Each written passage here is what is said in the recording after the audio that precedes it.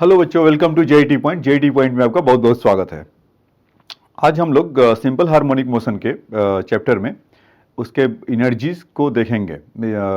जैसे कि आप जानते हैं कि दो तरह के एनर्जी जनरली होते हैं, kinetic energy and potential energy. So अभी तक हमने सिंपल हार्मोनिक मोशन में ये समझा था कि सिंपल हार्मोनिक मोशन होता क्या है और उसका फोर्स जो लगता है और उसके डिस्प्लेसमेंट के साथ, या यूं कहें कि एक्सेलरेशन और डिस्प्लेसमेंट के साथ क्या रिलेशन है। So acceleration is directly proportional to negative of their displacement. Whenever the force acting on the particle, it will be the directed toward their acceleration toward the always the mean position. So this type of thing we have been seen so far. So so in today class we will discuss that the what about their energies, means ki vibration is going on, simple harmonic motion to and fro from the mean position. While you moving from the mean position to extreme position, velocity is gradually decreasing, and extreme position is their momentarily come to rest, and their velocity is 0, and acceleration is that time was maximum, and their mean position whenever come to that bob or the whatever the system is coming to their mean position, their velocity is increasing and acceleration is that time is 0. And so we can say that many thing is going on about regarding their the energies. For example, their kinetic energies at extreme position is going to be increase, and in the case of the suppose if you have a simple pendulum, and suppose you have the spring system. So suppose if you have a simple pendulum, when it is going from the mean position to extreme position, so gaining some length, so it will increase there the potential energy, and whenever coming to the mean position, so height is decreasing, so decreasing there the potential energy, but same time it is going fast, so their kinetic energy is maximum. Extreme position their kinetic energy is 0. So this type of this type of thing is going on regarding the energies of the simple pendulum. But in same case, if you see that in the horizontally placed down a smooth table of a spring system, or vertically place that, so spring is going to be a stretch, so their potential energy going to increase and compress, so potential energy then into again is maximum to 0 and then increase. So energy wise their potential energy, kinetic energy in the simple harmonic motion क्या चल रहा है उसके बारे में समझेंगे। ठीक है बच्चों, तो energy of simple harmonic motion.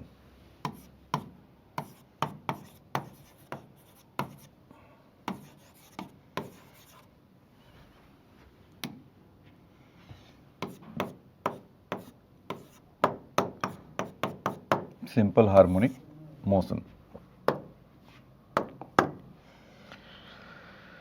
For example कि अगर मान लीजिए कि कोई पेंडुलम सिस्टम को ही ले लेते हैं, जैसे आपको अभी एक्सप्लेन कर रहा था कि एक बॉब है और उसका मास सेम है, तो थोड़ी देर के बाद कुछ यहाँ पर ऐसे दिखाई पड़ेंगे।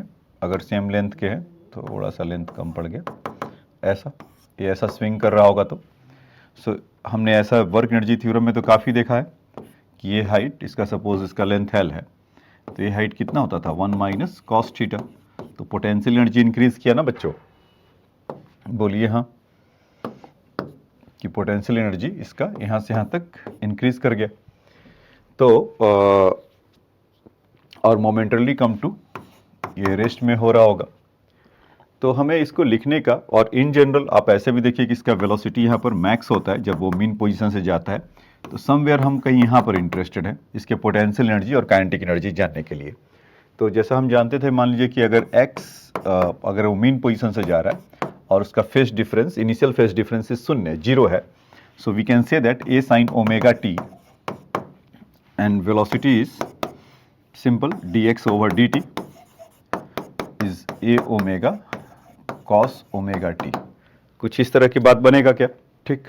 तो अगर काइनेटिक एनर्जी हमसे कोई पूछे तो हम क्या जानते हैं, is half m v square, सीधा सुधा उठाकर यहाँ पर पुट कर देंगे, तो 1/2 m a square omega square cos square omega T, कुछ ऐसा होगा। उसको थोड़ा रीअरेंज करके आप लिखिए, you will see that 1/2m omega square A square cos omega t, ऐसा होगा क्या? और इसको तो आप लोग जानते हैं क्योंकि आपको पहले ही बता दिया था कि जब f इक्वल टू कुछ माइनस के एक्स जैसा चीज़ होता है तो यहाँ पर m omega square x equal to minus k x होता है। तो ओमेगा इक्वल टू हम बोल सकते हैं, अगर मैग्नीट्यूड इसका ले ले तो k बाई m का स्क्वायर रूट।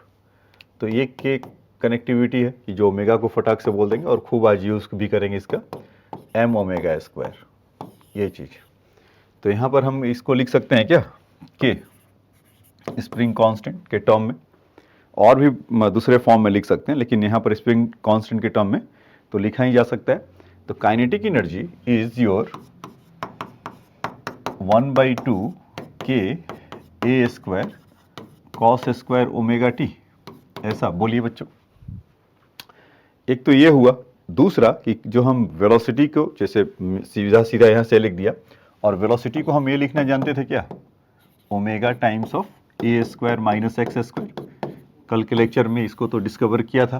तो इसको वहाँ पर वैल्यू अगर पुट कर दें या यहाँ पर ही वेलोसिटी का वैल्यू पुट कर दें तो हम कह सकते हैं कि काइनेटिक एनर्जी का वैल्यू दूसरा क्या हो जाएगा, 1/2m, इसको स्क्वायर करेंगे तो ओमेगा स्क्वायर इंटू ए स्क्वायर माइनस एक्स स्क्वायर। तो दूसरी भाषा में आपको एक के यहाँ से भी दिख रहा होगा, आप समझ सकते हैं इसको। तो काइनेटिक एनर्जी डिफरेंट पोजीशन पर अगर चाहिए तो उसके लिए आप पोजीशन का यहाँ पर वैल्यू पुट करिए, if you have given the amplitude, और वहाँ से अपना काम करते जाएंगे। ठीक है। अच्छा, अगर इसको ऑब्जॉर्व भी आप करिए, सिंपल पेंडुलम पर हो या आपके स्प्रिंग सिस्टम में हो, तो वहाँ पर आप देखेंगे कि जो मीन पोजीशन पे उसका वैल्यू मैक्सिमम होता है, जैसे जैसे एक्सट्रीम पोजीशन पे जाते जाता है उसका वैल्यू डिक्रीज होते जाता है। तो हम इसमें कह सकते हैं ना कि काइनेटिक एनर्जी का जो ग्राफ इस तरह का कुछ ऐसा बनेगा, आइदर वो पॉजिटिव एक्स वर्सेस एनर्जी को अगर आप दिखाएंगे या काइनेटिक एनर्जी को, निगेटिव तो कभी होता नहीं है, आइदर वो पॉजिटिव डिस्प्लेसमेंट हो या अगर नेगेटिव डिस्प्लेसमेंट इधर हो। तो हम यहाँ से कह सकते हैं जब ये आ रहा होगा ऐसा, तो काइनेटिक एनर्जी इसका कुछ इस तरह से ऐसा बन रहा होगा, ये ऐसा ग्राफ आ रहा होगा कि इंक्रीजिंग अपने एक्सट्रीम पोजीशन पे, और जब वो अपना वहाँ पर जा रहा होगा एक्सट्रीम पोजीशन पे तो यहाँ पर उसका वैल्यू 0। तो उसका अलग हम लोग बना सकते हैं इसके साथ, काइनेटिक एनर्जी 1/2 के A square cos omega square t. मतलब कि कुछ इसका अगर आपको ग्राफ अगर बनाना ही होगा तो आप इसको इस तरह का, मतलब यहाँ पे टच करते हुए ऐसा होगा position x versus kinetic energy का। ठीक है। तो ये बात आपको समझ में आया होगा कि काइनेटिक एनर्जी कैसे वैरी करता है और काइनेटिक एनर्जी का वैल्यूज क्या होगा जो डिफरेंट पोजीशन एक्स होगा, या टाइम डिपेंडेंट भी, ये वाला एक जो इक्वेशन उसी को इंडिकेट करता है, या ये वाला इक्वेशन उसी को इंडिकेट कर रहा है कि काइनेटिक एनर्जी टाइम डिपेंडेंट है या उसका डिस्प्लेसमेंट डिपेंडेंट है। ठीक है। तो ये तो हमने काइनेटिक एनर्जी के बारे में देखा। और काइनेटिक एनर्जी का वैल्यू आप इसमें एक ऐसा अगर पेंडुलम में है तो अपने जब एक्सट्रीम पोजीशन होगा यहाँ पर, तो मोमेंटरली कम टू रेस्ट हो जा रहा है, तो काइनेटिक एनर्जी का वैल्यू क्या होगा, 0 है ना। और उस समय पोटेंशियल एनर्जी का ये मैक्सिमम होगा। तो एट एक्सट्रीम पोजीशन, याद रखिएगा, eight extreme position velocity will be 0 and kinetic energy will 0. At mean position,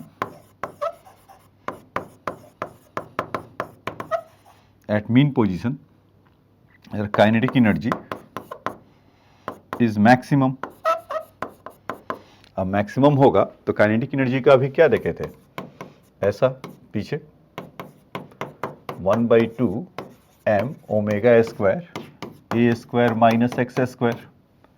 तो एट x इक्वल टू 0 होगा तो ये पूरा चीज़ मैक्सिमम होगा। भाई इसका मैक्सिमम होने के लिए क्या चाहिए, x का वैल्यू 0 हो जाए, जो निगेटिव हो रहा है वो ख़त्म हो जाए कम से कम, तो हमारा यहाँ से काइनेटिक एनर्जी मिल जाएगा।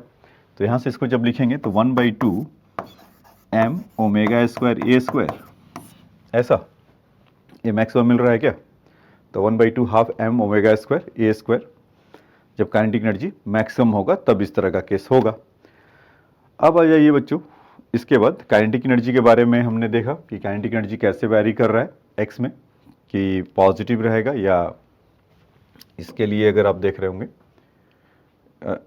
एक्स तो नहीं, वहाँ पर आप टाइम टी लिख दो तो ज़्यादा बेहतर होगा, क्योंकि उसके लिए पैराबोलिक ग्राफ उसमें देखे थे कुछ इस तरह का,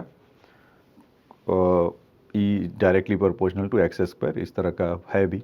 ओ उसमें जो ग्राफ है उसका कुछ गड़बड़ी है क्या, क्योंकि काइनेटिक एनर्जी में तो इसका वैल्यू मिनिमम पे 0 दिखा दिया ना, क्योंकि मैक्सिमम पे फिर होगा इसके लिए, तो उल्टा बन गया। ये पोटेंशियल एनर्जी के लिए बन गया है, इसको सही कर देता हूँ।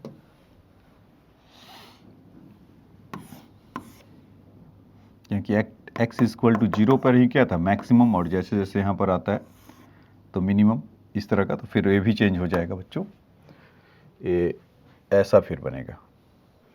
ठीक है, तो यहाँ पर ये टाइम टी के डिपेंडेंस में ऐसा रहेगा। तो यहाँ पर ये जो एम्पलीट्यूड वाले के लिए, मतलब इसके लिए एक्स के लिए जो बनाया था, तो यहाँ से आप कह सकते हैं माइनस ए और प्लस ए के बीच में ऐसा काइनेटिक एनर्जी का वेरिएशन होगा, क्योंकि एक्स इक्वल टू 0 पे मैक्सिमम है ना, वही बात तो मैं बोल रहा था यहाँ पर कि वी इक्वल टू मैक्सिमम हो रहा था, लेकिन वो ग्राफ थोड़ा उल्टा बन गया था, तो उसको एक बार करेक्ट कर लीजिएगा। और काइनेटिक एनर्जी के लिए यहाँ से अगर देखेंगे तो जो टाइम डिपेंडेंस हो रहा है उसका, तो इस तरह का नहीं, ये पोटेंशियल एनर्जी के लिए है, कुछ इस तरह का बनेगा।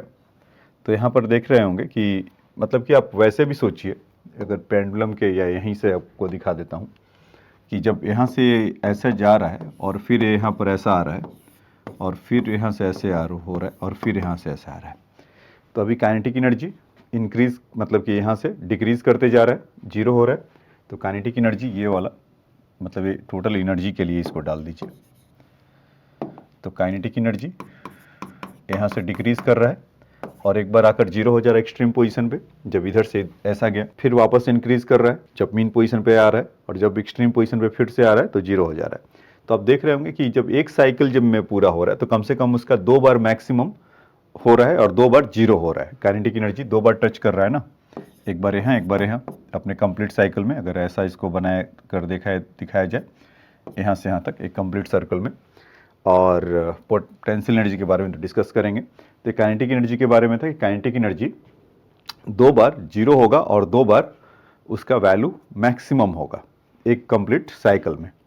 ठीक है बच्चों, तो काइनेटिक एनर्जी के बारे में था। अब आ जाइए पोटेंशियल एनर्जी के बारे में। तो काइनेटिक एनर्जी मतलब पेंडुलम के लिए ऐसा है, सेम चीज, वो सिंपल हार्मोनिक मोशन तो मतलब कि एक डेफिनेशन जैसा बना ही हुआ है कि acceleration is directly proportional to negative of x. So either हम अगर जाएं कि अगर सिंपल पेंडुलम हो या हमारा स्प्रिंग सिस्टम हो, दोनों के लिए एक जैसा काम करेगा, क्योंकि जो दोनों के अंदर कॉन्सेप्ट है या जो दोनों गवर्न हो रहे हैं वो इसी से गवर्न हो रहे हैं ना, F is directly proportional to negative x. तो आइदर ये हो या ये हो, ये दोनों के लिए ऐसा काम करेगा, स्प्रिंग सिस्टम हो या आपका पेंडुलम सिस्टम हो, वो दोनों केस में उसके ग्राफ्स ऐसा निकल कर आएगा। ठीक है, तो अब देखिए इसके बाद पोटेंशियल एनर्जी के लिए बात करें, अगर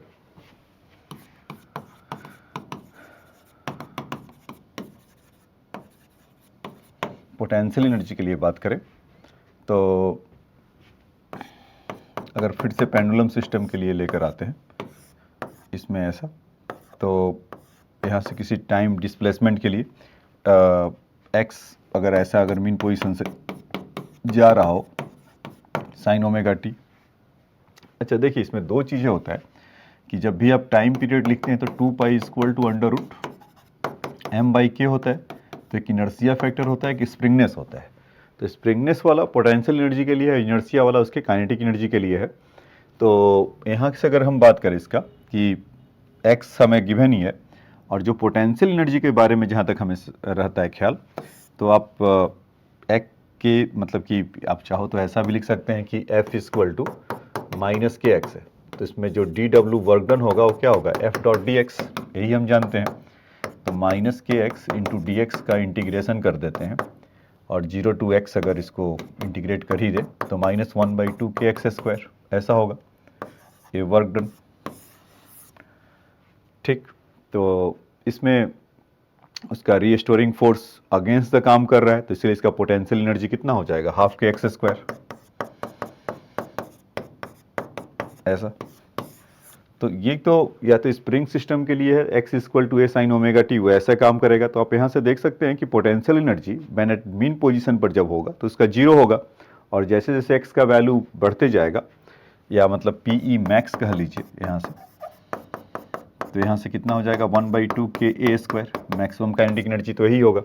और उसके ग्राफ वाइज अगर देखें तो जो उसके लिए बना दिया था उल्टा, तो पोटेंशियल एनर्जी का यहाँ से अब इंक्रीज करेगा क्या, है ना। तो इंक्रीज करते करते और फिर उसका दूसरा वाला पार्ट यहाँ से ऐसा, और काइनेटिक एनर्जी में ठीक यही था। तो इसी में आपको टोटल एनर्जी ऐसा मिल जाएगा। तो इसी की बात कर रहा था वहाँ पर। तो हाँ, तो मैं आपको जैसा बता रहा था कि स्प्रिंग सिस्टम के लिए हो या इसके लिए हो, वो एम के, तो उसके दोनों के लिए काम कर रहा है हाफ के एक्स स्क्वायर।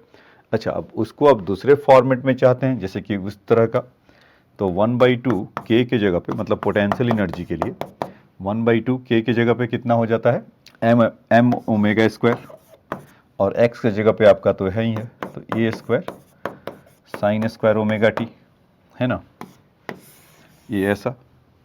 तो काइनेटिक एनर्जी आपका कितना आया था 1/2 एम ओमेगा स्क्वायर ए square cos square omega t, जब वो मीन पोजीशन से चल रहे हैं। तो अगर दोनों हमें लिखना हो तो कुछ इस तरह का बनेगा। टी का वैल्यू यहाँ पर जीरो पुट करिए तो जीरो आएगा, यानी कि इसका जो पोटेंशियल एनर्जी होगा शून्य होगा एट इधर मीन पोजीशन पे, और एक्सट्रीम पोजीशन पे मैक्सिमम हो जाएगा। या जो अभी वहाँ पर लिखे कि हाफ के एक्स स्क्वायर, तो मैक्सिमम वैल्यू, चलिए इसका मैक्सिमम वैल्यू भी लिख ही लेते हैं। तो पोटेंशियल एनर्जी मैक्सिमम कहाँ पर होगा, एक्सट्रीम पोजीशन पर, 1/2 एम ओमेगा स्क्वायर ए स्क्वायर, ऐसा, एट एक्सट्रीम पोजीशन, ठीक, मैक्सिमम होगा। और सेम टाइम यहाँ पर kinetic energy will B zero, ऐसा होगा क्या। पोटेंशियल एनर्जी मिनिमम कब होगा, जब शून्य होगा एट मीन पोजीशन पे,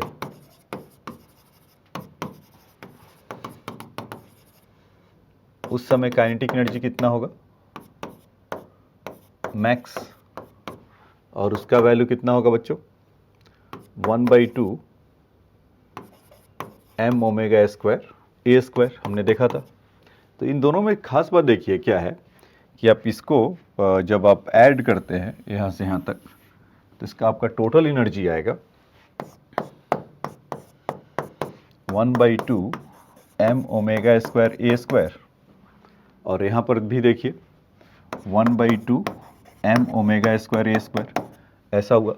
तो आप एक्सट्रीम पोजीशन पे देखिए उन दोनों का, एक्सट्रीम पोजीशन पे काइनेटिक एनर्जी शून्य है और हाफ एम ओमेगा स्क्वायर यहाँ पर है, मतलब पहले वाले का टोटल एनर्जी, ऐसे आप ऐसे ऐड कर लीजिए, या सम टोटल आप कैसे भी देख सकते हैं कि मैक्सिमम, और वहाँ पर एक्सट्रीम पोजीशन पे दोनों पे जीरो है तो half m omega square.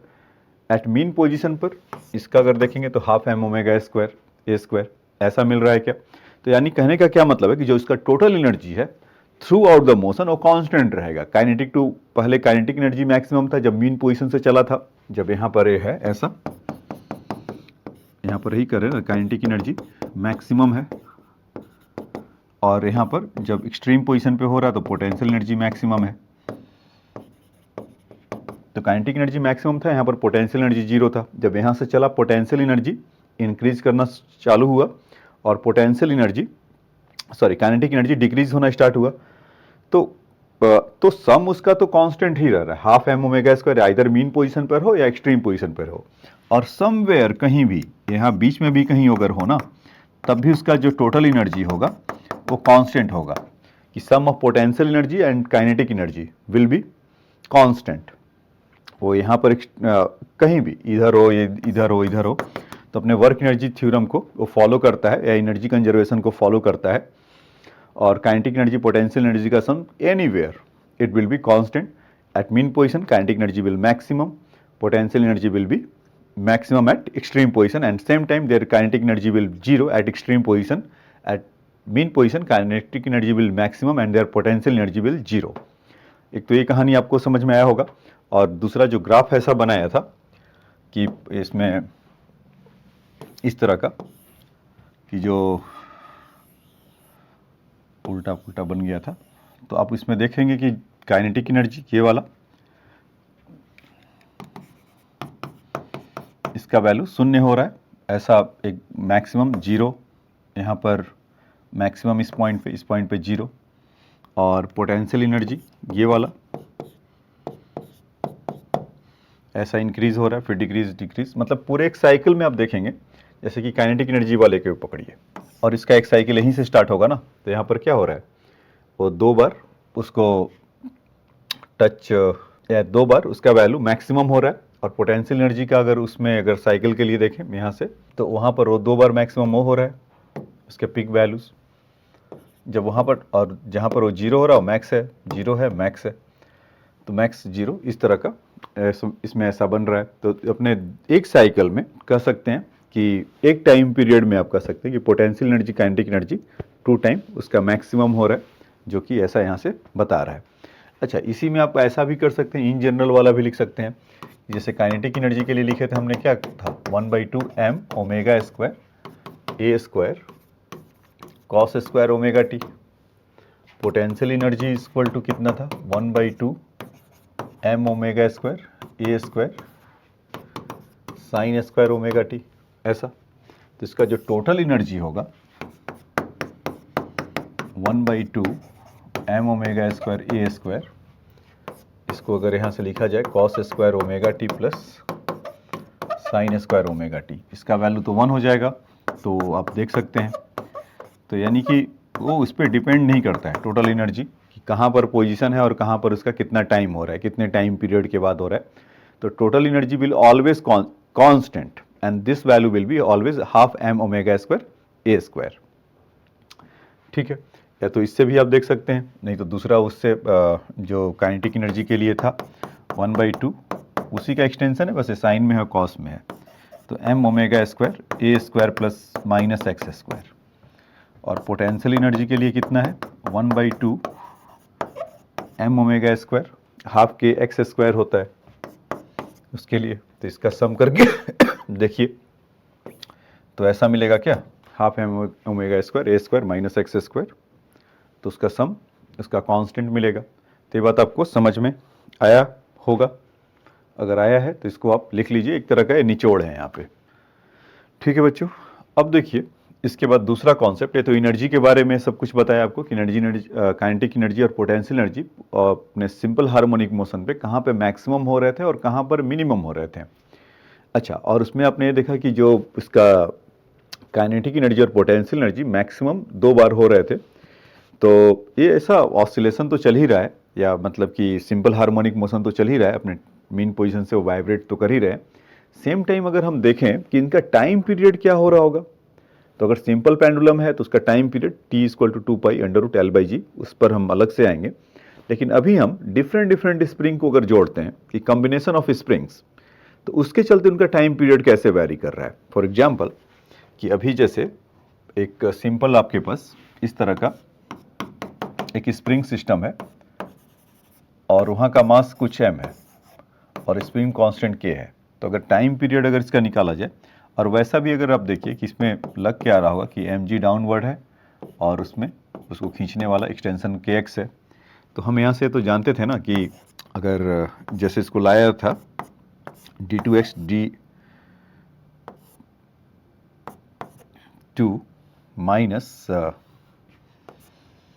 Omega square x जैसा कोई बात है, ऐसा हुआ था क्योंकि हम f = माइनस के एक्स जब रखते हैं तो m a = minus k x था, और m यहाँ से हमने देखा था कि ये एक्सेलेरेशन d2x dt2 प्लस के एक्स = 0 और d2x ओवर dt2 और k/m करेंगे तो k/m का जो वैल्यू होता है वो क्या होता है बच्चों, ओमेगा स्क्वायर x = 0 होता है, ये ऐसा। तो उसी में ओमेगा स्क्वायर या उससे जब हम कंपेयर करते हैं इसका वैल्यू से, या जो वो आया ही है, तो टाइम पीरियड = 2π/√m/k ये तो आप कह सकते हैं। और उसमें एक्सटेंशन वगैरह कितना होगा, क्या खींचेगा, वो इस पे एक है। और मतलब हल्का सा पुश करके छोड़ दिया तो ऑसिलेट होता है और उसका टाइम पीरियड ये होता है। तो मान लीजिए कि एक मास इतना है और दूसरा मास एक और प्लेस कर दे इसमें, जैसे कि इसी सिस्टम में एक पहले से मास है और इसका स्प्रिंग कांस्टेंट के ही है, और एक मास m था और एक कैपिटल मास m है और जोड़ दें, तो उससे उसको कोई फ़र्क नहीं पड़ेगा। हाँ, बस केवल एक्सटेंशन बढ़ जाएगा, लेकिन उसका जो टाइम पीरियड होगा, मतलब कि जो ज़्यादा एक्सटेंशन होगा तो ज़्यादा नीचे जाएगा, फिर ऊपर आएगा, ऐसा होगा। तो उसका एक तरह से देखा जाए टाइम पीरियड बढ़ जाएगा, मतलब कि मास जैसे ही इंक्रीज़ किए तो नीचे की तरफ एक्सटेंशन ज़्यादा होगा, फिर उसको ज़्यादा समय लगेगा आएगा, फिर वो कम मीन पोजीशन से फिर वो अंदर की तरफ जाएगा, फिर वापस एक्सट्रीम पोजीशन पे जाएगा। तो उसका ड्यूरेशन क्या हो गया, लॉन्गर हो गया। तो यहाँ से आप देख सकते हैं कि टी मतलब in that case T dash is equal to 2 pi under root m plus capital M over के।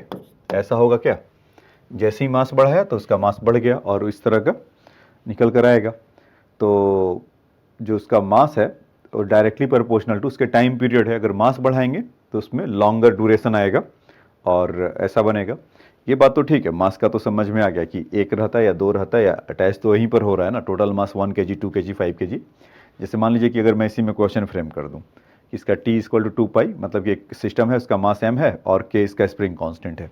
मास को अगर हम डबल कर दें तो उस समय टाइम पीरियड क्या होगा, तो जब इस केस में टी डैश अगर कर दे 2 pi under root 2m by k, तो यहाँ से आप टी डैश देख पा रहे होंगे √2 टाइम्स ऑफ टी, मतलब रूट जितना से करेंगे तो √2m, या फैक्टर जितना n फैक्टर से इंक्रीज़ कर रहे हैं डिक्रीज़ कर रहे हैं, या मास को हम ऐसा इंक्रीज डिक्रीज़ कर रहे हैं, तो जितने भी फैक्टर से डबल से कर रहे हैं तो उसके √2 टाइम्स से होगा। ट्रिपल से इसको इंक्रीज़ कर रहे हैं उसका मास √3 होगा।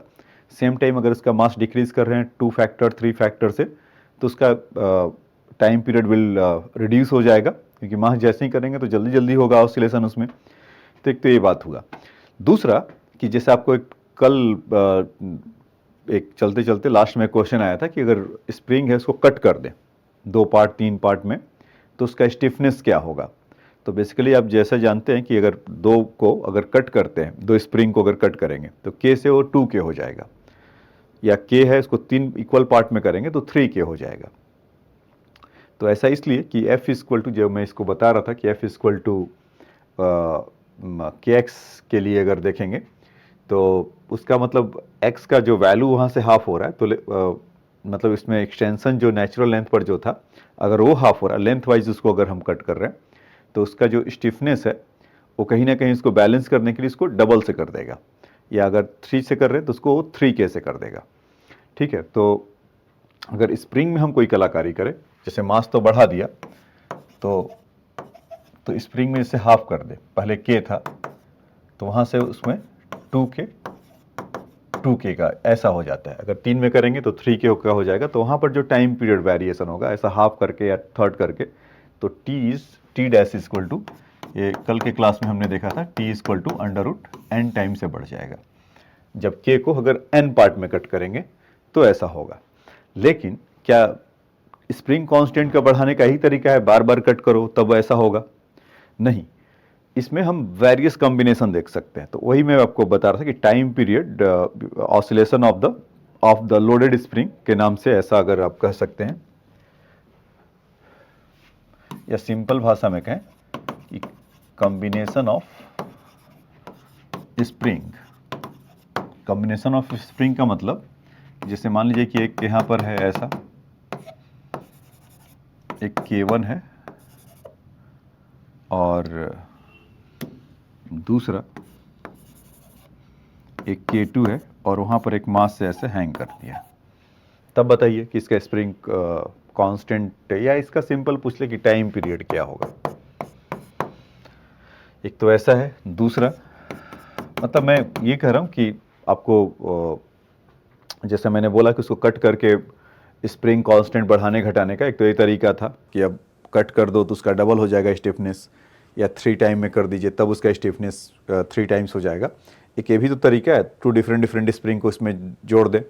या एक ऐसा तरीका है कि K1 है ये K2 है और सेम मास से अगर ऐसा कर दें तब इसका क्या होगा। इसी चीज़ को आप ऐसे भी कर सकते हैं, सेम ही मीनिंग है सबका। इसमें K1 K2 इस तरह के दो हैं ये इसके K1 एंड K2 दो इसका स्प्रिंग है और वो पैरेलल में अगर लगे हुए तो इस तरह से वर्टिकल स्प्रिंग में है, तो इस तरह से दो जुड़े हुए होंगे, हॉरिजॉन्टली है तो K1 K2 मास m है, तो उसको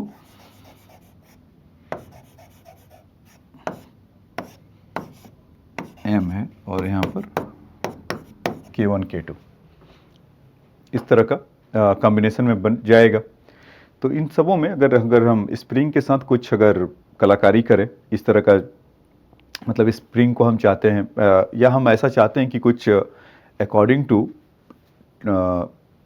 means our requirement we can change the time period, so we can do this type of stuff, means we can do in the parallel or in series. So this combination में directly आप resistance वगैरह थोड़ा current electricity 10th वगैरह में पढ़े होंगे, तो resistance जैसा ही है ना, वहाँ भी तो रेजिस्टेंस ऐसे ही बनता था ऐसा, और स्प्रिंग भी कुछ वैसे का वैसा ही है।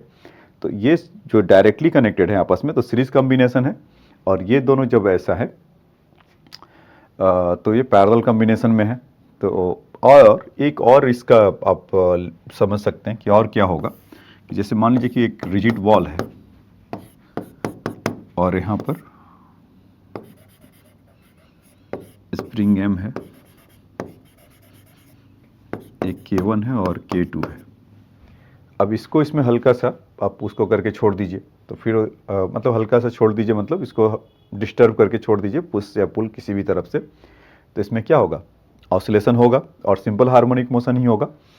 तो इस तरह के कॉम्बिनेशन भी पैरेलल के कैटेगरी में होंगे। वो कैसे कि ये जो K1 K2 है तो फिक्स रिजिड वॉल्स है, तो दोनों का मतलब इनफाइनाइट मास से जुड़े हुए हैं, तो इसके चलते आप ऐसे करके सोचिए तो ये ऐसा ही मिलेंगे ना, और इसका दोनों कनेक्शन तो वहाँ पर है, तो पैरेलल के लिए ये भी एक कनेक्शन होगा। तो एक एक करके हम इनकाउंटर करेंगे और फिर बहुत सारे क्वेश्चंस के लिए जाएंगे कि उनका टाइम पीरियड क्या होता है। तो पर्टिकुलरली इस केस में अगर सीरीज वाले या पैरेलल वाले से स्टार्ट करते हैं,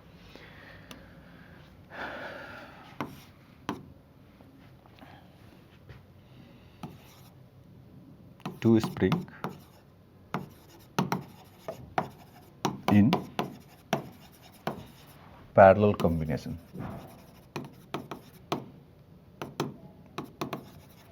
में हो,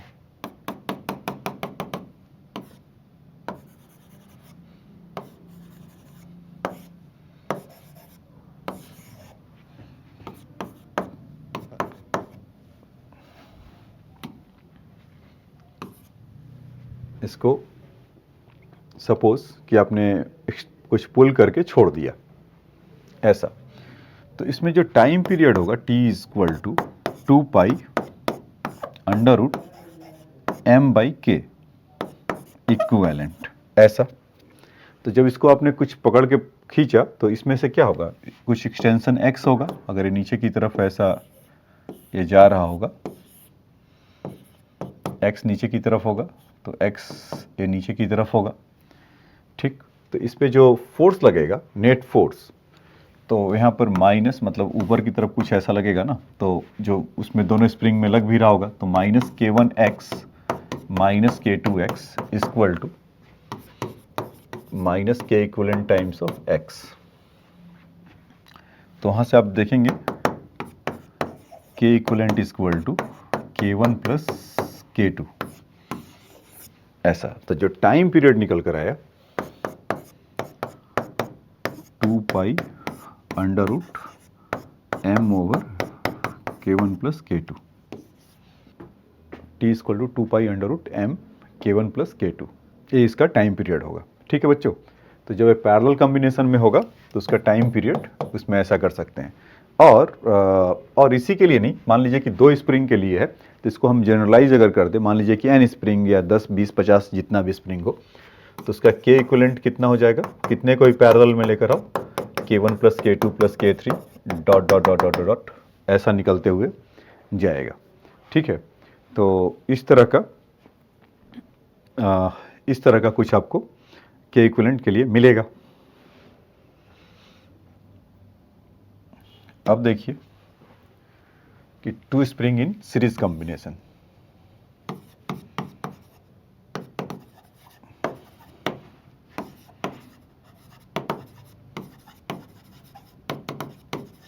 to spring in the series combination, तो कोई सा भी ले लीजिए। K1 है, K2 है, इसका मास m है, तो इसका स्टिफनेस या जो स्प्रिंग कांस्टेंट है K1 K2 डिफरेंट है। तो इसमें जब अगर हम खींच रहे हैं, मान लीजिए कि अगर x पुल फिर से करते हैं ऐसा, तो ये मास m से m आ जा रहा है और इसमें एक्सटेंशन कितना हो रहा है, कुछ x का। तो स्प्रिंग कांस्टेंट दोनों का अलग अलग है, K1 है अलग, K2 है अलग, तो उसमें एलोंगनेशन भी अलग होगा। इस सीरीज में यही होगा। यहाँ पर क्या था बच्चों कि जो पैरेलल में था, तो जब आप नीचे खींच रहे थे तो पहला वाला भी उतना ही खींचेगा, दूसरे वाला भी उतना ही खींचेगा। क्यों? क्योंकि वहाँ से एक कंस्ट्रेंट है, दोनों का फिक्स एंड एक जैसा, एक रिजिड बॉल से है और एक मास से है। तो जब वो दोनों अगर हम खींच रहे हैं तो एलोंगनेशन तो दोनों में अलग अलग आएगा।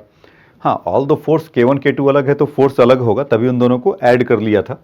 यहाँ पर ऐसी बात नहीं है। यहाँ पर क्या है कि जो मास m से इधर से अगर खींच रहे होंगे तो K2 वाला अलग एलोंगनेट हो रहा होगा, K1 वाला अलग एलोंगनेट हो रहा होगा। तो K1 x1 और इसको x2। तो यहाँ से x इक्वल टू हम कह सकते हैं कि x1 प्लस x2 होगा क्या, ऐसा टोटल एलोंगनेशन।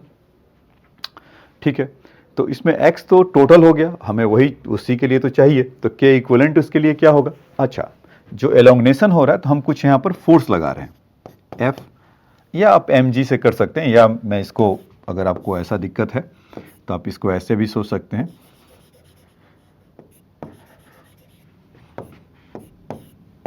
आपका मास कुछ ऐसा होगा, तो यहाँ से K1 K2 कुछ इस तरह का है और आप यहाँ से कुछ इनिशियली फोर्स लगाए हैं। तो दोनों में एलोंगनेशन जो हो रहा है K1x, या मतलब K1 इंटू x1, इसमें जो एलोंगनेशन मान लीजिए या जो फोर्स स्टोरिंग फोर्स लग रहा होगा, माइनस K1 इंटू x1 और माइनस K2 इंटू x2, ये F लगाने की वजह से ही हो रहा है। तो यहाँ से हम कह सकते हैं कि जो x में एलोंगनेशन होगा ओवरऑल, तो वहाँ से F अपॉन K इक्वलेंट, मतलब टोटल हमें तो चाहिए ही। और x1 में अगर देखेंगे तो इसमें एलोंगनेशन किससे हो रहा है, F के चलते ही हो रहा है, तो F अपॉन K1 और यहाँ से F अपॉन K2। इस तरह से निगेटिव को मैंने हटा लिया है। निगेटिव चाहिए तो ऐसे लगा लीजिए, ऑल दो कैंसिल हो जाएंगे फिर। तो यहाँ से जो आपका 1/k इक्वलेंट का जो वैल्यू आएगा वो कितना जाएगा, 1/k1 प्लस 1/k2। अगर दो सिस्टम है तो प्रोडक्ट बाई सम के इक्वलेंट के लिए जो निकल कर आएगा, तो K1 K2 over K1 plus K2। LCM लेंगे तो K1 K2 और K1 प्लस K2, रेसिप्रोकल करेंगे तो K1 K2 upon K1 plus K2। तो जो टाइम पीरियड इनका है T equal to 2 pi under root m K equivalent, so K1 K2 upon और वहाँ पर K1 प्लस K2 ऐसा होगा। तो एक एक ये बात आपको समझ में आया होगा। जैसे मान लीजिए कि इसका एक एग्जाम्पल ले लें कि इसी में कि दो स्प्रिंग है K और उसका मास m है, तो बताइए कि इसका टाइम पीरियड क्या होगा। तो अभी K इक्विवेलेंट निकालने के लिए अभी आपको बताया कि जब एक ऐसा कॉम्बिनेशन है सीरीज में है तो प्रोडक्ट बाई सम होगा, तो जब सेम होता है तो उसका आधा हो जाता है। ऐसा ही बताया ना कि प्रोडक्ट बाई सम होगा, तो K इंटू के K1 K2 upon K1 plus K2। तो यहाँ पर इसको आप देखेंगे तो K/2 आ गया। तो टाइम पीरियड इसका कितना हो गया बच्चों, 2 pi under root of m/2k। ठीक है, तो सिंपल मतलब कि K इक्विवेलेंट पर आपको ध्यान रखना है, जितना आएगा उसमें कर देंगे। और यही अगर मान लीजिए कि पैरेलल कॉम्बिनेशन में होता तो वहाँ पे कुछ गड़बड़ ही आ गया क्या, K/2 था ना, तो 2k क्यों लिखा, क्योंकि K इक्विवेलेंट होता है तो यहाँ पर ये K/2 तो 2m/k, और यहाँ पर आपका मास m है और यहाँ पर K ऐसा है, तो इसका K इक्विवेलेंट कितना हो जाएगा, K प्लस K। तो कितना हो जाएगा 2k। इस केस में जो पैरेलल वाला है और इस मतलब इन पैरेलल कॉम्बिनेशन और सीरीज कॉम्बिनेशन,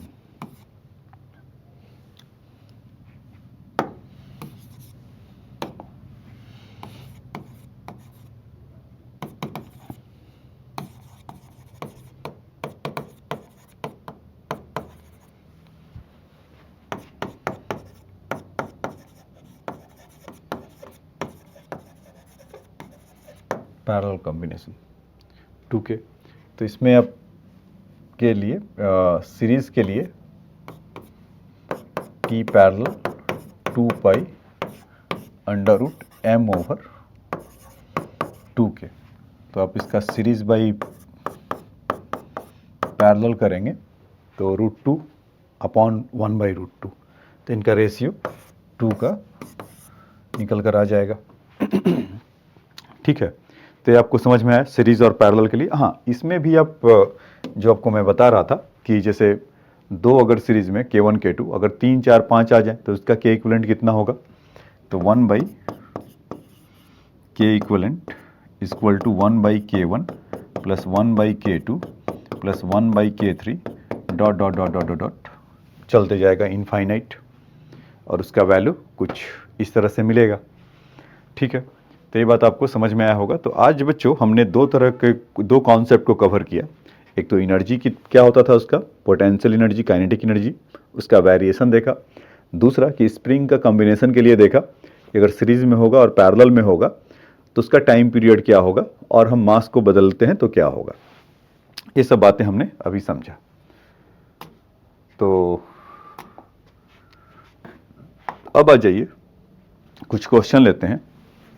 इसमें क्या कह रहा है कि particle execute a system of amplitude A at what distance from the mean position is the energy half the kinetic energy and half the potential energy. ठीक है, मतलब कि एक तरह से कहा जा रहा है कि काइनेटिक और पोटेंशियल एनर्जी कब इक्वल होगा। तो सिंपल पेंडुलम मान लीजिए ऐसा है यहाँ से, और कुछ ऐसा यहाँ पर जा रहा है, तो half the kinetic half the potential,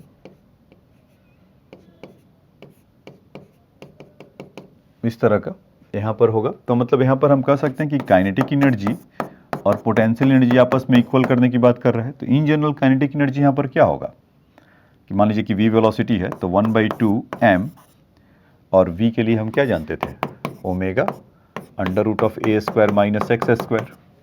तो यहाँ से करेंगे जब उसका, तो omega square a square minus x square, उसका एम्पलीट्यूड a गिवन है। पोटेंशियल एनर्जी क्या होगा बच्चों, 1/2 हाफ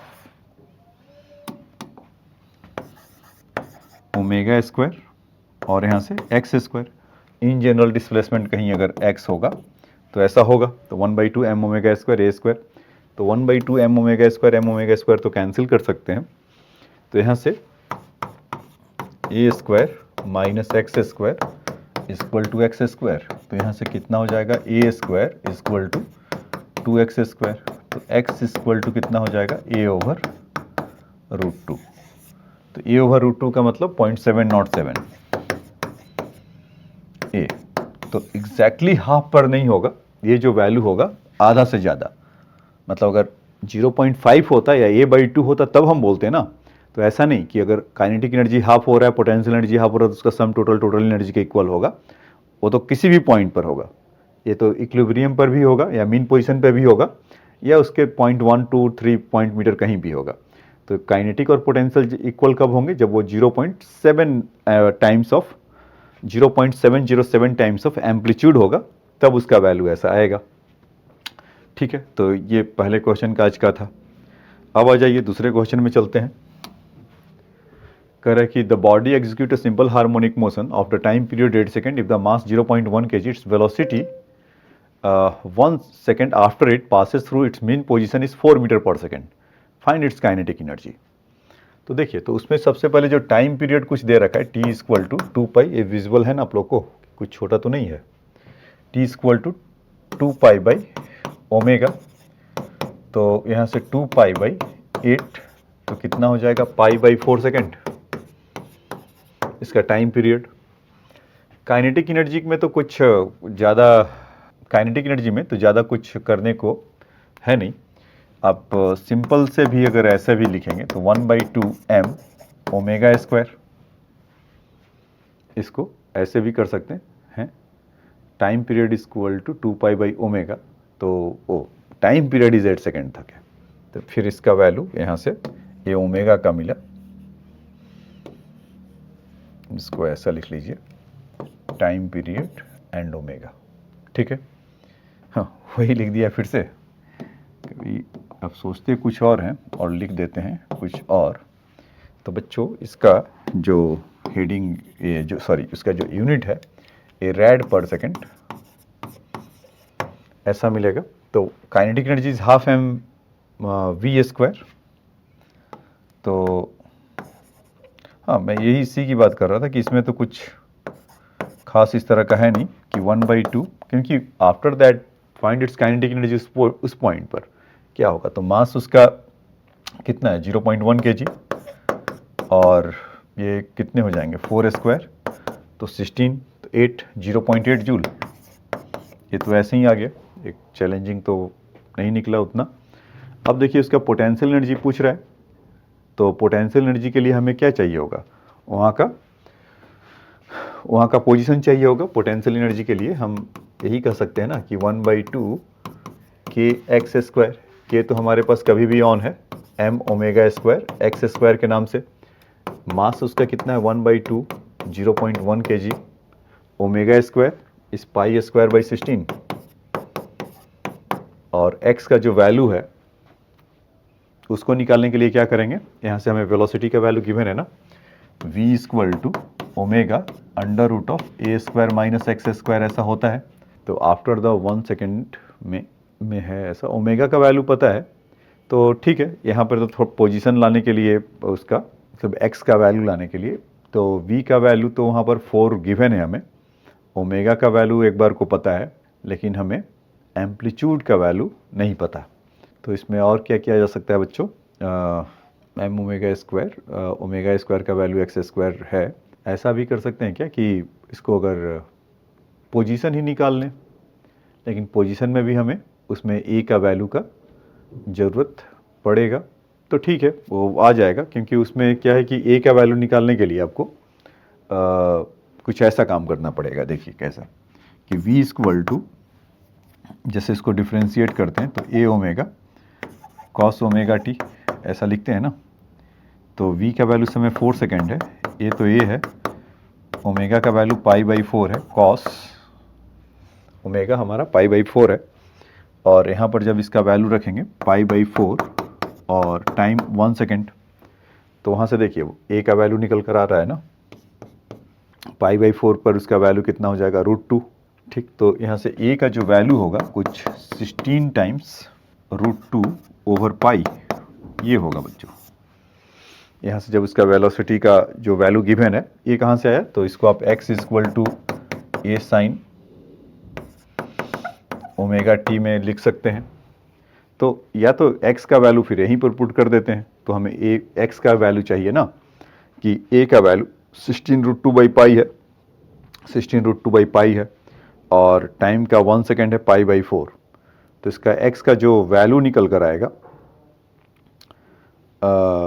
16√2/π और वहाँ से 1/√2, तो ये दोनों कैंसिल हो जाएंगे, तो इसका वैल्यू x का 16/π आएगा, 16/π का स्क्वायर। तो उसमें 16/π का स्क्वायर ठीक ही है वहाँ से। तो देखिए इसमें फ़ायदा क्या होगा कि पाई स्क्वायर हमारा कैंसिल हो जाएगा, और ओमेगा स्क्वायर का वैल्यू π²/16 है तो कैंसिल हो गया, तो एक 16 बचा रहेगा। तो यहाँ से 1/2 इंटू 0.1 इंटू 16, तो यहाँ से 0.8 जूल आ गया। तो इसमें जो ट्विस्ट था बच्चों, इसको पहचानना था कि जो वेलोसिटी जो दे रखा था 4 मीटर पर सेकेंड, इसका एप्लीकेशन करके एम्पलीट्यूड को लेकर आना था। तो एम्पलीट्यूड हमारा आ गया, और फिर वापस उसको हमने पोजीशन वाले में ही पुट करके रख दिया। ठीक है, तो वहाँ से हमारा निकल कर आ गया पोटेंशियल एनर्जी। काइनेटिक एनर्जी तो पहले से ही था, और इसमें जो पूछा हुआ है टोटल एनर्जी, तो टोटल एनर्जी क्या होता है इन दोनों का सम, तो 0.8 प्लस 0.8 तो कितना हो जाएगा 1.6 जूल। ऐसा कह सकते हैं क्या, बिल्कुल कहा जा सकता है। चलिए तो कह रहा है block of mass 1 kg is the fastened to a spring. The spring has a spring constant 50 newton per metre. The block is pulled of the distance x is equal to 10 centimeter from its equilibrium position at x is equal to 0 on the frictionless surface from rest at x t is equal to 0. Calculate the kinetic energy, potential energy, total energy of the block when the 5 centimeter away from the mean position. तो ठीक है, तो 10 centimetre से अगर उसको खींच रहा है तो उसका मैक्सिमम एम्पलीट्यूड हो गया, जैसे इस तरह का ऐसा है, और इसको कुछ फोर्स वगैरह लगा के खींच रहा होगा, तो थोड़ी देर के बाद ये कुछ ऐसा हुआ होगा, और इसमें क्या करें 10 सेंटीमीटर है, तो जब वो कह रहा है कि जब छोड़ने के बाद उस पर 5 सेंटीमीटर पे जब रहा होगा तब उस समय का हमें पोजीशन बताना है. तो देखिए उसमें जो के का जो वैल्यू है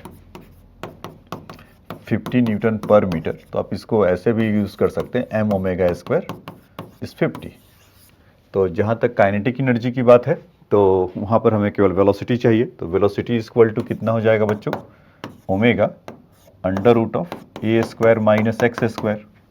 तो वी स्क्वायर का वैल्यू कितना हो जाएगा, ओमेगा स्क्वायर ए square minus x square. Omega square को ओमेगा स्क्वायर रहने दीजिए. ए स्क्वायर का वैल्यू 10 सेंटीमीटर है, तो 10 सेंटीमीटर का मतलब 0.1 का स्क्वायर हो जाएगा ऐसा, माइनस, और वो 5 सेंटीमीटर है तो 5 सेंटीमीटर का मतलब 0.05 का. तो हम ऐसा एक काम करते हैं कि यहाँ पर अगर आपको दिक्कत हो लिखने में, जीरोज़ को समझने में, तो इसको आप कर दीजिए 10 का स्क्वायर ही और इसको कर दीजिए 5 का स्क्वायर ही. क्या कह रहे, तो सीजीएस सिस्टम में है, सेंटीमीटर में है ना, तो क्यों ना उसको हम मीटर में कन्वर्ट कर लें. 10⁻⁻² का स्क्वायर दोनों साइड में आया होगा, तो 10⁻⁻⁴. तो यहाँ से कितना हो जाएगा 100 माइनस 25 इज 75. तो ओमेगा स्क्वायर इंटू 75 इंटू 10⁻⁻⁴, ये वी स्क्वायर का वैल्यू हुआ ऐसा. तो इसका वैल्यू अगर हमें काइनेटिक एनर्जी अगर निकालना हो तो 1/2 एम ओमेगा स्क्वायर, क्योंकि v का वैल्यू रखेंगे, और यहाँ से a square minus x square ऐसा, v का स्क्वायर का वैल्यू, तो यही सॉल्व किए. V square equal to omega square 75 into 10⁻⁻⁴, और इसमें जो m ओमेगा स्क्वायर का रेडीमेड वैल्यू है तो इसीलिए उसको पहले लिख लिया था. तो 1/2 मतलब देखो ए स्क्वायर मतलब वी स्क्वायर के ही जगह पे ये आया है ना, ये वाला. तो 1/2 m इंटू ओमेगा स्क्वायर, इसी को लिख लेते हैं पहले, नहीं तो कन्फ्यूज़न होगा, 75 इंटू 10⁻⁻⁴. तो इसका रेडीमेड वैल्यू कितना है बच्चों, 50.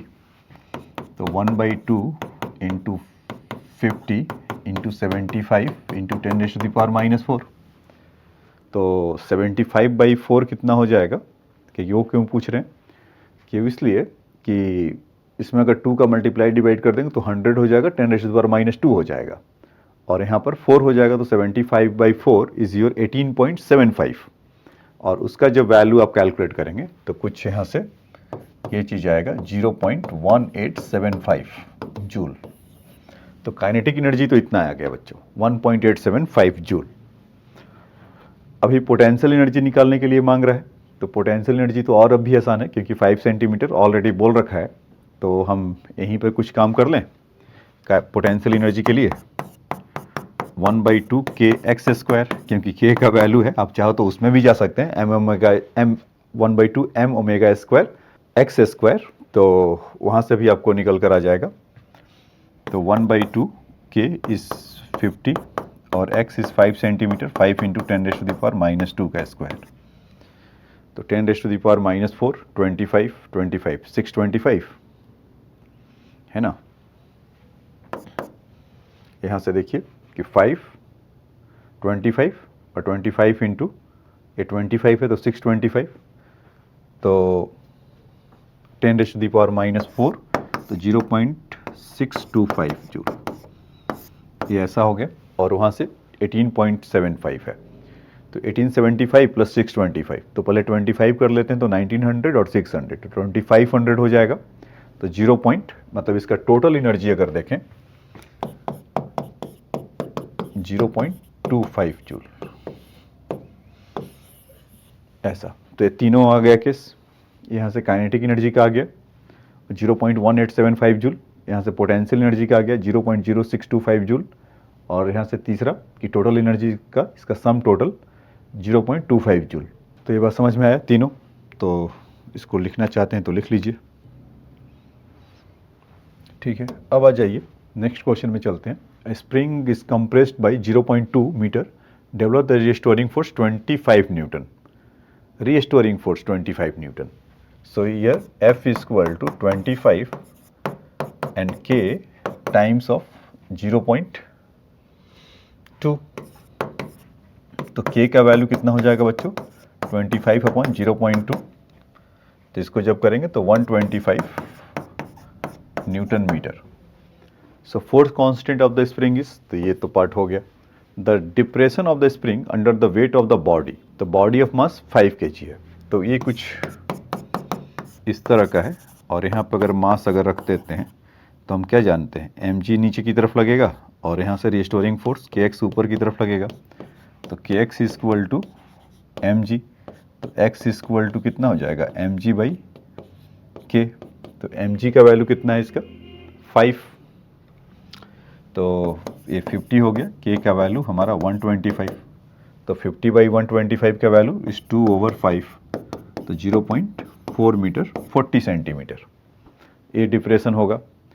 और फिर उसके बाद the period of the oscillation if the body is disturb, इसको हल्का सा खींच के छोड़ दिया, तब बता रहा है, पूछ रहा है हमसे कि बताइए कि इसका टाइम पीरियड क्या होगा। तो टाइम पीरियड के लिए हमें क्या चाहिए होता है, t is equal to 2π/m/k, और ये सारे ग्रेडियंट हमारे पास हैं। 2π मास इसका कितना है बच्चों 5 kg, और स्प्रिंग कांस्टेंट 125 ये लेकर आए थे ही, तो यहाँ से कितना मिल जाएगा इस 2π 1/5, 2π/5 सेकंड, ऐसा। तो ये तीनों पार्ट उसका हो गया। अब आ जाइए नेक्स्ट क्वेश्चन में चलते हैं। A particle execute SHM of amplitude at what distance from the mean position, its kinetic energy equal to potential energy at what position point of the speed.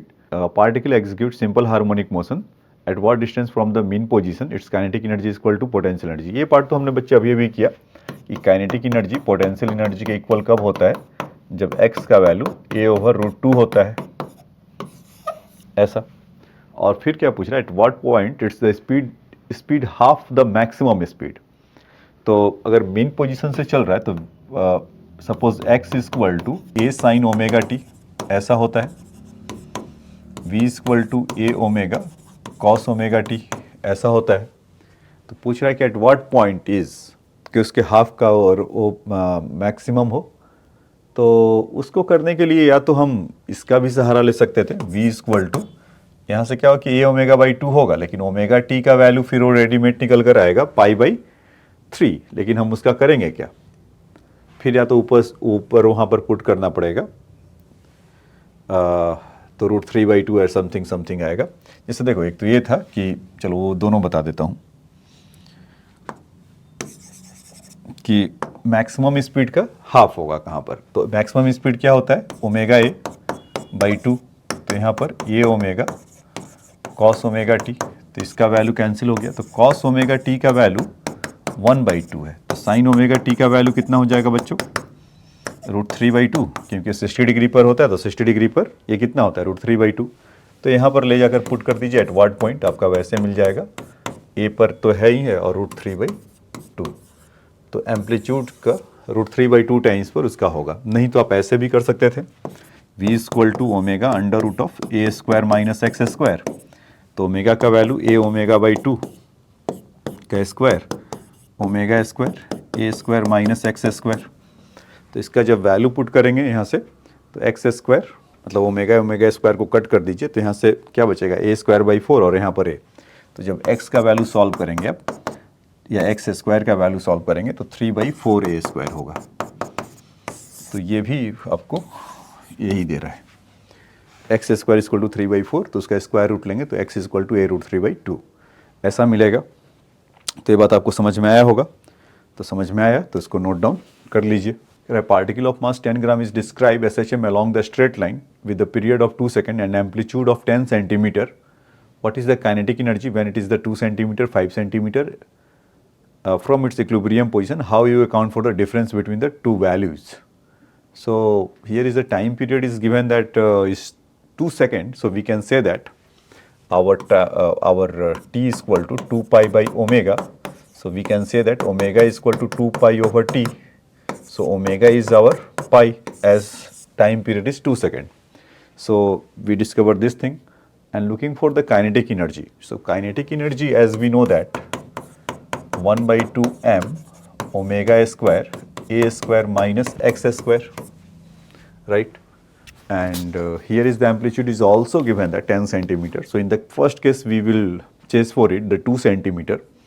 So here is 1 by 2, mass is our 10 gram. So 10 into 10 raised to the power minus 3 and omega become pi square. And amplitude is 10 centimeter. So 10 centimeter means you can take the 10 square and 2 square in the centimeter. In the first case we are looking for when the displacement at that point is 2 centimeter.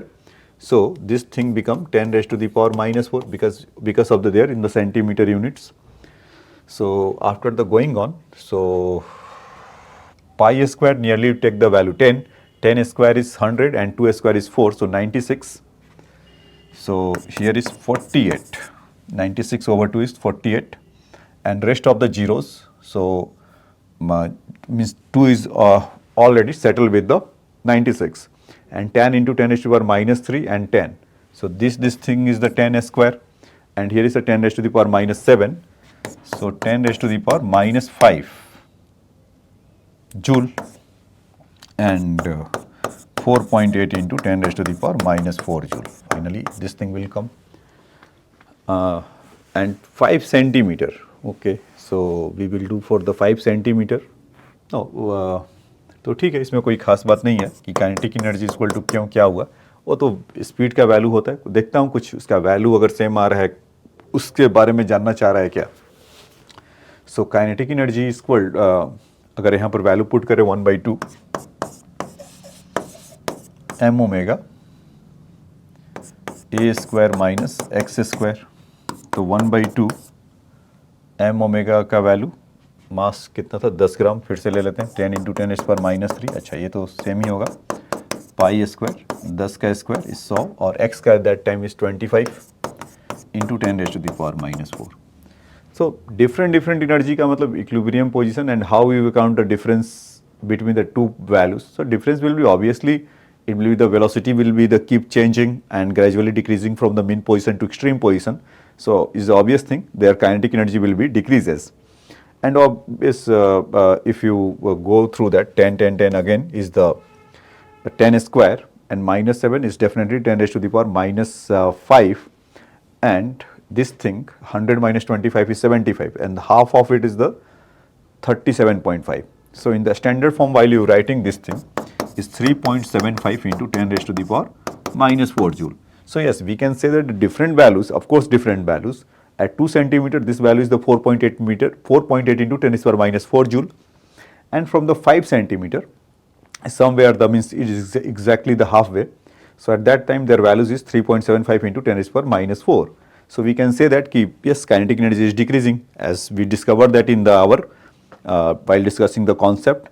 So we have been seen that kinetic energy gradually is decreasing and come to momentarily rest in their extreme position. So that is why the different values of these two you can say that from here. Right, now let's come to the next question. Okay, this question, a trolley of the mass 3 kg is connected to the two identical spring. Each of the force constant is 600 Newton per meter as shown in the figure. If the trolley is displaced from equilibrium position by the 5 centimeter and released, the period of ensuing oscillation, the maximum speed of the trolley, how much is the total energy is dissipated as the heat by the time of the trolley come to rest due to the damping force.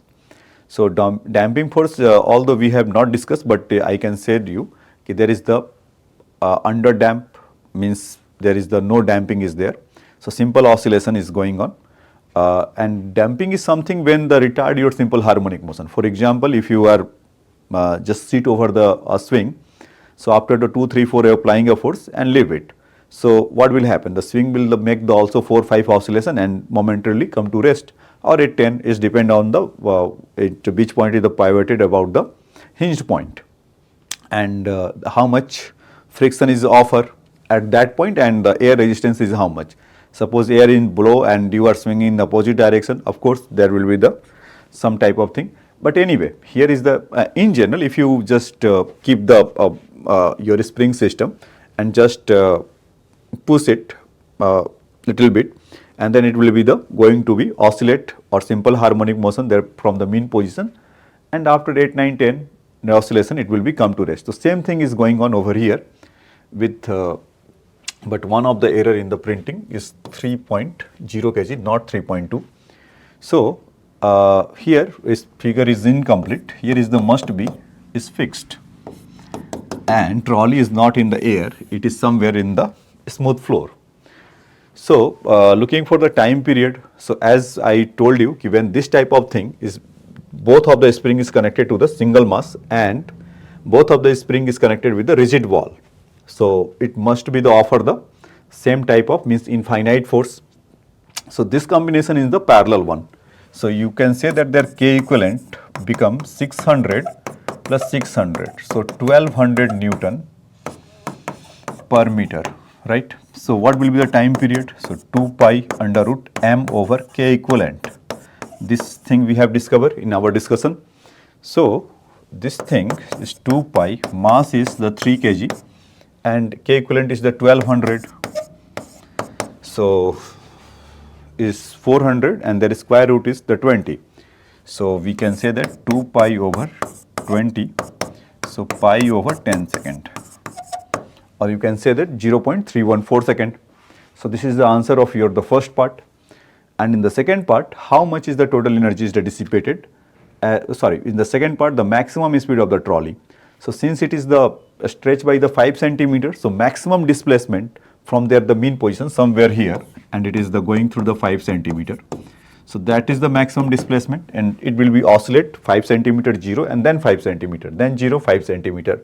Is keep going on this way. So our amplitude is the 5 centimeter. As we know that V max is omega times of A. So omega is time period is we have getting that is how much? It is the pi by 10. So our omega is 2 pi by t. So pi by 10 and amplitude is 0.05. So here we can say that pi will gone is 20, or 0.05 into 2 is the 0.1 multiply by 10. So this is the 1 meter per second. So your V max would be 1 meter per second, right? Third part, how much is the total energy is dissipated as the heat by the time the trolley come to rest due to the damping force. How much is the total energy? So ultimately, as we know that whatever the kinetic energy and potential energy, sum total is there, the total energy, and after some time it will be the momentarily come to rest. So it means it is going to be air resistance, friction, all type of thing, means friction is the key thing. So their total energy is going to be shunya, 0. So what is the, and it is the form of the heat, means either to the contact point or to the environment. So here is total energy is 1 by 2 m omega square A square. So 1 by 2 mass of this trolley is 3 kg. Omega we discover that is how much is time period was pi by 10. So omega would be 10 square over our omega is,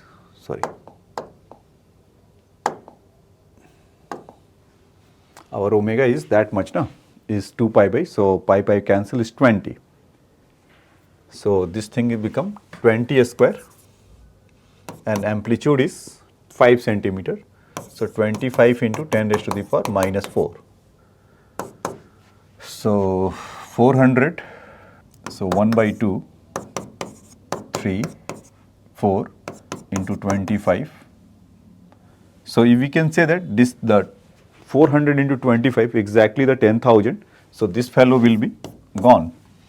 So we have 3 by 2 joule. You can say that thing. So 1.5 joule. So total energy is the vanish in the form of the friction or heat. Means friction whenever here the heat will be created, like in winter season while you feel the cold. So what are you doing? Rubbing your hand. So it create what? Heat. So due to what? Due to the friction. So that is why due to the friction it will be converted to the heat. Okay, so now let's move to the next question.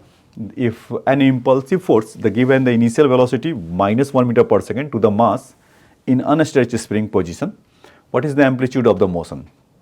Give x is the function of time t for oscillation of the mass, and given that m is 3 and spring constant is 100 Newton per metre.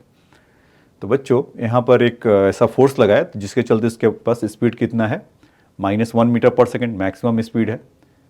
तो initial velocity क्योंकि वहीं से उसका होगा और amplitude का पूछा जा रहा है, तो हम मैक्सिमम स्पीड इक्वल टू, तो उसका मैक्सिमम स्पीड कितना हो जाता है? V max equal to omega a. तो इसका मैग्नीट्यूड 1 है और ओमेगा का वैल्यू हमें लेकर आना पड़ेगा. वो क्या होगा? Under root of k by m, क्योंकि के इक्वल टू क्या होता है? M omega square. इसीलिए वो डेटा गिवन थे और एम्पलीट्यूड को तो पता करना ही है.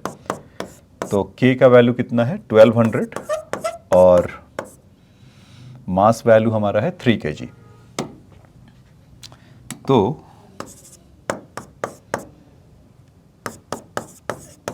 इस 20 है तो एम्पलीट्यूड कितना हो जाएगा? 1/20 मीटर, तो 0.05 मीटर या 5 centimetre. So and give x is the function of the time t. Okay, so हमारे पास एम्पलीट्यूड कितना आ गया? a 5 सेंटीमीटर आ गया और x का फंक्शन में चाहिए, तो x इक्वल टू क्या होता है? a sign omega T. क्यों? क्योंकि वो मीन पोजीशन से पर ही है, तो इसलिए इसका फेस डिफरेंस शून्य ले लिया. तो आप यहाँ पर लिख सकते हैं 5 इन सेंटीमीटर, अगर इसको इंडिकेट कर पाएँ, क्योंकि 5 लिखेंगे तो पता नहीं चलेगा, तो इसलिए दैट इज़ वाई 5 सेंटीमीटर. थोड़ा और अच्छे से लिख देते हैं. Sine and omega is that much is 20, तो साइन 20t ऐसा बनकर आएगा. क्यों बच्चों? ऐसा समझ में आया? ठीक है. अब उसके बाद देखिए नेक्स्ट क्वेश्चन कह रहा है कि mass attach to the spring is the free to oscillate with a regular velocity with angular velocity omega naught. ऐसा है in a horizontal plane without the friction or damping. It is the pull to the distance x naught, the push toward the center of with velocity v naught, v naught, it is v naught at a time t0. So determine the amplitude of the resulting oscillation in term of parameters omega naught. Here is the omega naught, x naught, something something. तो देखो बच्चों, यहाँ पर total energy का concept लेकर आए तो हमारा काम फटाक से बन जाएगा. टोटल एनर्जी क्या होता है? 1/2 m ओमेगा स्क्वायर ए स्क्वायर, यही था. काइनेटिक एनर्जी के लिए देखें तो 1/2 m वी नॉट स्क्वायर, क्योंकि उसी मोमेंट पे पूछा हुआ है कि वी नॉट स्क्वायर गिवन है, और plus 1/2 spring constant again m omega square into x naught square. मतलब अगर एक्स नॉट डिस्टेंस पर पूछा हुआ है तो कुछ इस तरह का होगा. उस समय का वेलोसिटी v2 है, तो हम ऐसा m/2 को घर भेज सकते हैं क्या? बिल्कुल भेजा जा सकता है. और एम्पलीट्यूड का स्क्वायर का जहाँ तक सवाल है तो v naught square minus omega plus omega square x naught square. Omega square को यहाँ से डिवाइड कर दीजिए, तो एम्पलीट्यूड इक्वल टू कितना हो जाएगा? V naught square plus omega naught square plus x naught square. तो ये एम्पलीट्यूड का वैल्यू आ जाएगा बच्चों फटाक से. तो उस पॉइंट पर आपको टोटल एनर्जी को खाली कंजर्व कराना था और आपका आंसर फटाफट वहाँ से निकल कर आ जाएगा.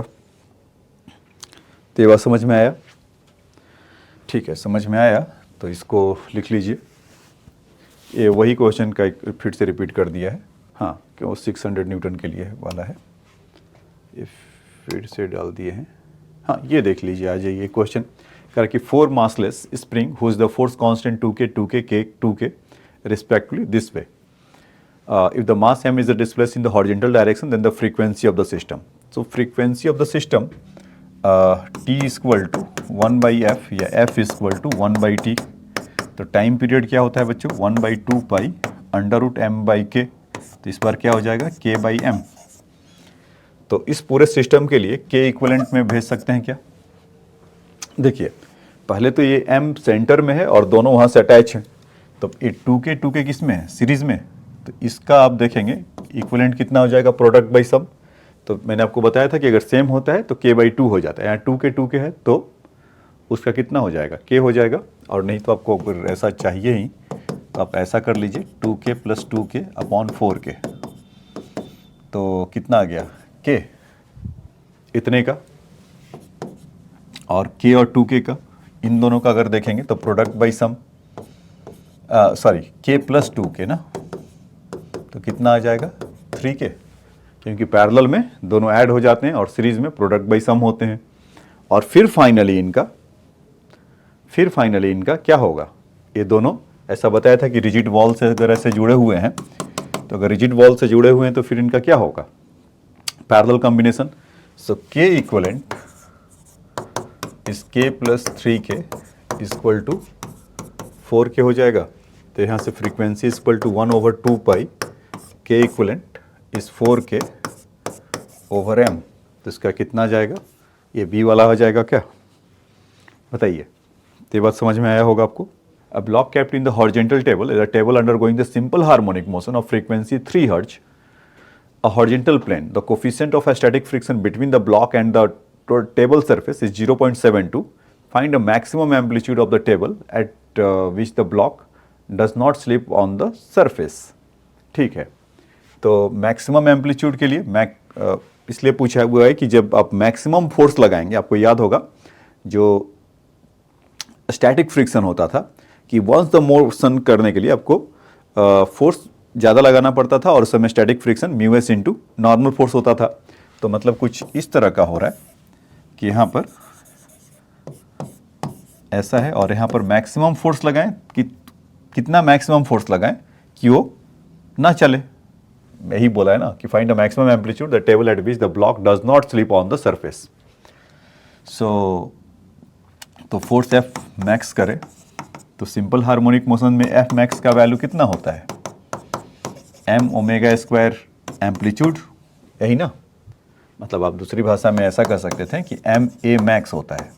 तो a मैक्स का और a का वैल्यू कितना होता है बच्चों? -Omega square x। मैग्नीट्यूड की बात कर लें तो a मैक्स कब होगा? जब हमारा ओमेगा x का वैल्यू a होगा। तो हम ऐसा इसमें कह सकते हैं। तो m omega square a equal to, और इसको रिटार्ड कौन कर रहा होगा? Yes, friction. And this time friction is an mg. So we can say that mu into normal force. So mu into normal force is mg. So m omega square a, sorry, mm will be gone. So mu is equal to omega square a, sorry, हमें चाहिए क्या? ये चाहिए ना। तो a का value कितना हो जाएगा? म्यू इंटू जी ओवर ओमेगा स्क्वायर। तो म्यू का वैल्यू है 0.72, जी का वैल्यू 10 ले लेते हैं।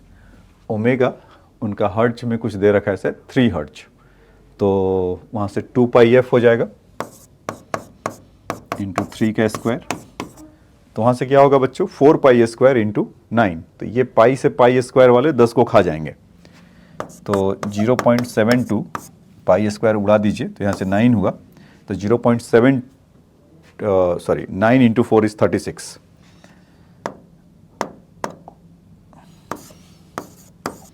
ये ऐसा कुछ होगा 36। तो उसका जो एम्पलीट्यूड का जो वैल्यू होगा कुछ 0.02 यानी 2 सेंटीमीटर, 0.02 मीटर यानी कि 2 सेंटीमीटर। ठीक है, तो ठीक है बच्चों, आज के लेक्चर में इतना ही। नेक्स्ट लेक्चर में मिलेंगे तो कुछ इसका स्प्रिंग का भी और कुछ क्वेश्चन ले लेंगे, और उसके बाद आपको डैम्प ऑसिलेशन के बारे में और आपको सिखाया जाएगा, या जो सिंपल पेंडुलम के बारे में जो रह गया है तो उसके क्वेश्चंस हम आपको कराएंगे। Thanks for your time.